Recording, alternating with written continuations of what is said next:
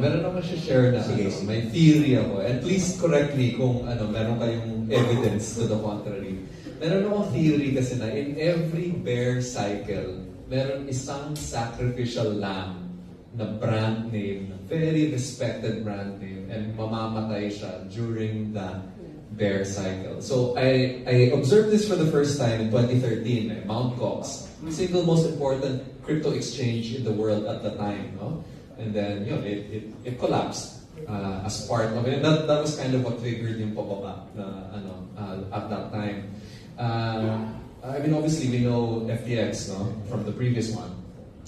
But in 2017, slightly less known, there was CoinCheck, no? There was a Japanese exchange, also very important at the time.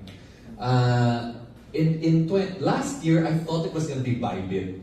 Remember how there was a really big Bybit hack last year? So I thought, oh my